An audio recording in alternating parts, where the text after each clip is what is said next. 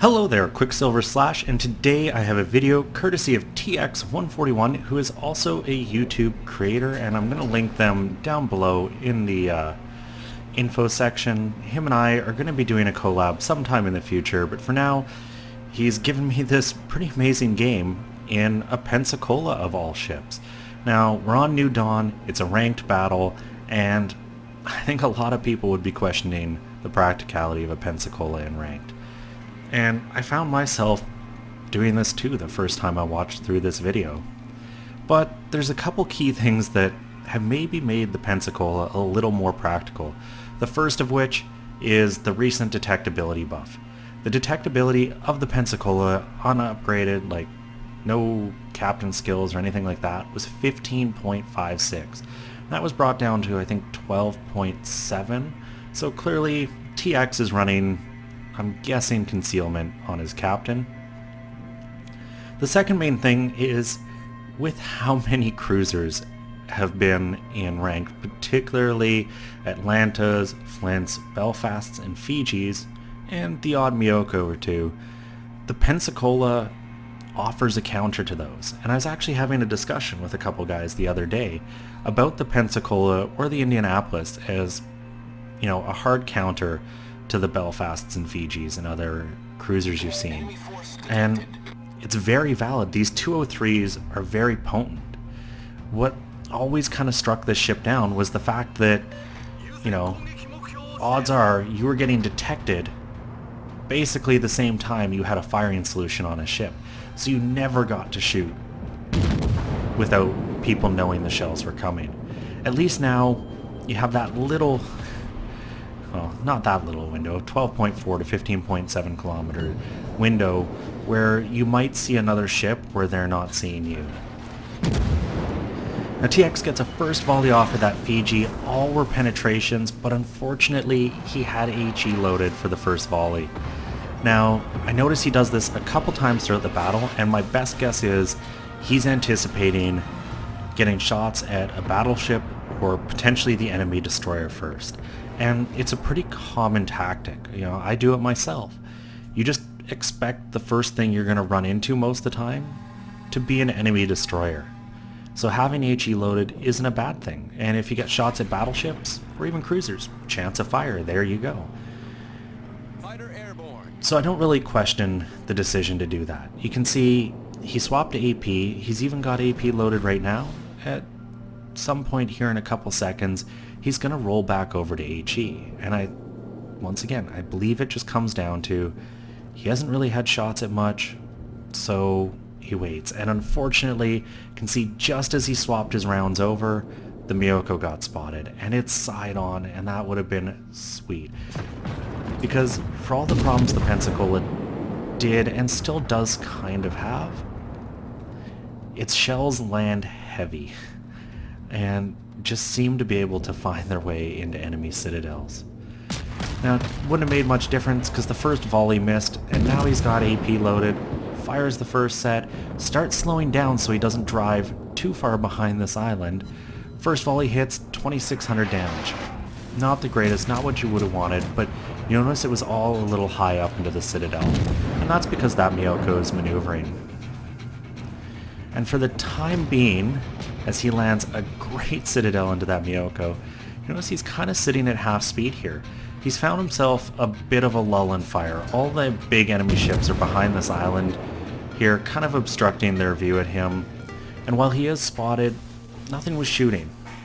But the second the fire begins to come his way again, rudder's hard over and he's moving, and you can see dodging everything. And one of the things that always surprised me, and I'd have to double check that it's still the case, but back when I went through the Cleveland and Pensacola, the Pensacola actually has better than its tier 6, or better maneuverability than its tier 6 cousin. As I said, I'd have to double check that that's still the case, but either way, the Pensacola is a very slippery ship if you keep those fingers rocking back and forth between A and D. The rudder shifts quickly, more so if you upgrade it, and it's got some great maneuverability, which makes it a great destroyer hunter. Unfortunately, the enemy destroyer is spotted, over on the flank here, and one of TX's cruisers is going for it. And this is kind of one of the cardinal sins to ranked, is going off on your own. It's one thing to do it in a destroyer, where you can flank, but in a cruiser, the Belfast, look at all that gunfire going at him. He's spotted. You know, that Belfast is shooting at the Leningrad, he's not in smoke. He's gonna get the Leningrad here, but pretty much everything on the enemy team is going to get that Belfast. And it's because he went running off alone. He went too far away from supporting fire. The closest ship to him is this battleship, and the whole enemy team right there has shots at that Belfast. Now, fortunately, in the meantime, a good part of TX's team has shots at this enemy Qckslvrslash. And he's got 2 fires going on him, and that is something else that, if you upgrade the ship right, you know, the Pensacola is as good a fire starter as anything else. And if nothing else, it certainly beats the Fiji. Now, just as I was kind of saying, you know, TX's Belfast kind of screwed him, this enemy Gneisenau has screwed himself. He's out alone, he's miles away from his nearest support, and everything on TX's team is focusing him down. And long story short, he's gonna be dead. You can see he's got the fire going on him, TX's damage counter still running up, and lots of things shooting at him as TX rounds back to just support his team and try to get more shots. Unfortunately, didn't check his quarter before coming over. Him and an ally collide for a second there. Thank God it's not real life, because that would have been the end of pretty much both ships in this battle if they had collided like that. Now that enemy Gneisenau has put its fire out, but it won't be long until another is going. TX has found his firing solution again, lands 1,000 damage and 2 fires. And from the looks of it, the first set of fires were put out using damage control. And that's where you have to be really careful as a battleship. If a fire is almost out, do not put it out using damage control. Wait the 5 seconds and it'll go out. So many players will let a fire burn for 30 seconds, their damage control finally comes up, and they jam the button. And, well, TX picks his first kill up with those 2 fires. So right now, if this were me, I'd be getting a little concerned about one thing. And that's these, you know, 2 ships and kind of the DD going one way, while TX and his Nagato in the south are kind of here at B. Now this is a move that can work, but the risk is that enemy team has done a pretty solid job of staying grouped up for the first bit. So TX and this Nagato are going to have to be careful if they're planning to stay and defend the cap. Fortunately, TX is keeping those enemy ships right in that sweet spot, just inside his firing range, so they're not dipping in and out. You know, if he had them at like 15.5 kilometers, it'd be easy for them to get out of range. They're well inside that, so he's landing plenty of shells on that enemy Scharnhorst, while being able to maneuver and dodge the bulk of the fire coming his way. Now, some shells may hit him. That's just the reality of being a cruiser. But you're maneuverable enough that you shouldn't be taking any major damage, unless the RNG gods hate you and you get a Citadel. In the meantime, you're able to fire at something that isn't nearly as maneuverable as speedy as you, and get some fires going on enemy ships, just as he did there on that Scharnhorst. And, you know, some people say it doesn't matter, you know, that Scharnhorst is pulled away, he's going to be able to repair the damage because all of fire damage is repairable. But it comes down to the situation. You know, that Scharnhorst is going to obviously use his repair the second he can, repair that fire damage, but he could be running into more situations where he takes a bunch more damage. So it kind of does all add up, and it's all the little things like forcing damage controls, forcing repair parties to be used, that win the battle in the longer run. Now while TX's team is managing to capture A, you can see a chunk of the enemy team is turned around to help, while this Fiji chases him down, kind of behaving just like TX's Belfast. Saw a target, started chasing, while the rest of the team turns away. And that's going to get this Fiji on the enemy team in trouble, because TX and this Nagato are sticking close together. You can see the Nagato coming around, and they're going to be able to pick off a ship that once again is starting to wind up all alone. Meanwhile, up at A, they've managed to kill the cruiser, well, one of the cruisers that went back, and, you know, his Gnesi is capturing, the Fiji's falling back, and I get it. The Fiji's a weak ship, it's going to take damage if it gets caught in close, but if I were that Fiji, I would have just tried to get behind this island, find some hard cover, and maybe provide a bit better support. And you can see some shells look to be coming from the Fiji's direction, so it's not without support, but, you know, that's two battleships, soon to be against one. Thankfully, the Qckslvrslash's a pretty tanky ship, and can handle its own.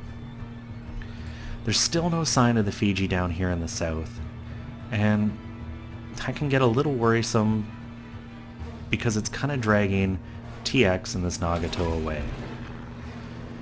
You can see up in the north, it's 3-on-2, that's not going to go well. But thankfully here in the south, it's 2-on-1, so it shouldn't go too great for this Fiji either.